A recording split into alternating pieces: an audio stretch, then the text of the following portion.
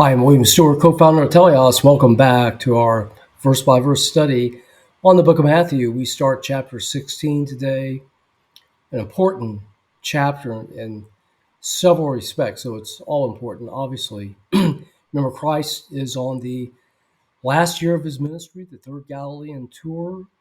He's focusing more on the disciples in his ministry, although he's still confronting or discussing uh, arguing perhaps in his gentle way with the Jewish leadership, as we'll see today, and still performing miracles. So showing himself as Messiah, having compassion on the people, but he has been rejected. And essentially, the kingdom has been taken from the Jewish leadership for now. And we've talked about the mystery form of the kingdom, which, although controversial, is probably the times of the church, discussed in Matthew 13. And now his ministry continues under this cloud of rejection on his way, essentially, soon to Jerusalem for his crucifixion and his glorious resurrection. Start with verse 1. The Pharisees, also with the Sadducees. Now, the Sadducees differed from the Pharisees. They were fewer in number. They were rich. They tended to only obey the Torah or believe the Torah, the first 5 books of the Bible. And they didn't believe in the afterlife or the resurrection. So they tended to control the temple and have a lot of political power. So they don't think they often got along with the Pharisees, but in this case they were banded together. And the enemy of my enemy is my friend, and so we have them tempting Jesus. Now, tempting here, the verb parazzo in the original Greek, it's not like dangling a piece of chocolate out in front of somebody that they might eat it and destroy their diet.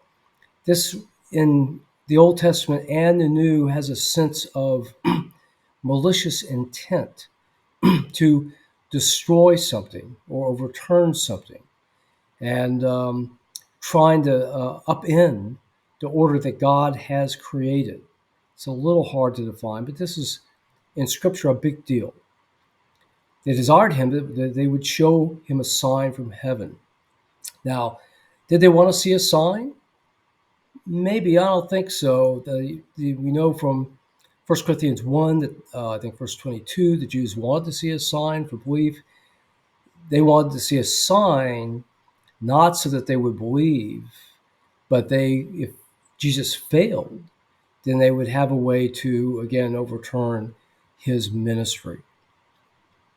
Christ answered, "When it's evening, you say, it'll be fair weather, for the sky is red." Verse 3, "And in the morning, foul weather today, and the sky is red and lowering. O hypocrites, you can discern the face of the sky, but you cannot discern the signs of the times." Now, what's this mean? I'm no meteorologist. Apparently, this was a maxim about the weather in the old days, and it appears to be true. So at sunset, where you see the weather system coming toward you, because weather moves from west to east, if the sky is red, it indicates high barometric pressure and a stable weather system, supposedly, and you'll have nice weather by the time it arrives in the morning.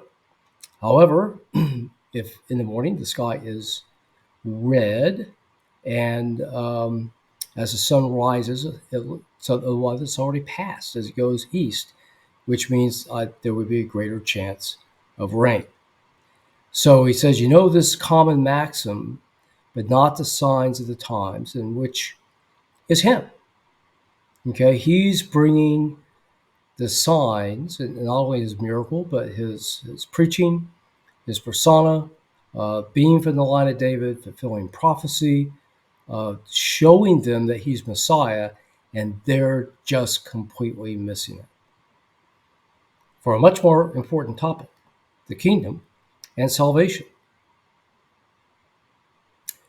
4, verse 4, "A wicked and adulterous generation seeketh after a sign, and there shall be no sign given unto it, but the sign of the prophet Jonas." or as we would say in English, Jonah, and he left them and departed.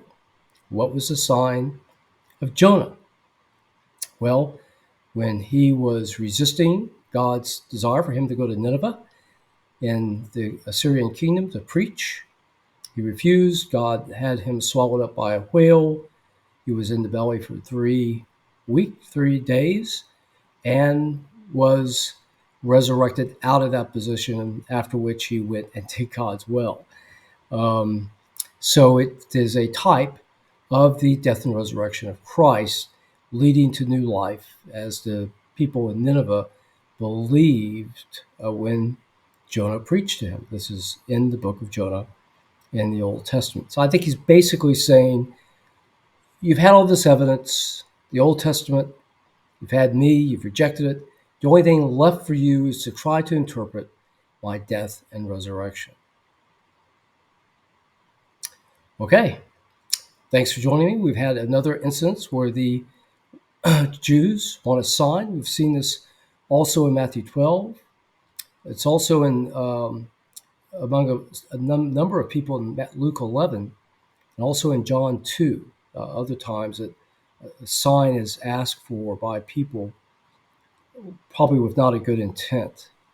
And Christ rejects this, basically says, the only thing left for you after your rejection is the sign of Jonah, my death and resurrection. And maybe on that you will believe, perhaps. I guess basically the answer was, spoiler alert, no, they didn't. Thanks for joining me. We'll continue with this great chapter next time. See you then.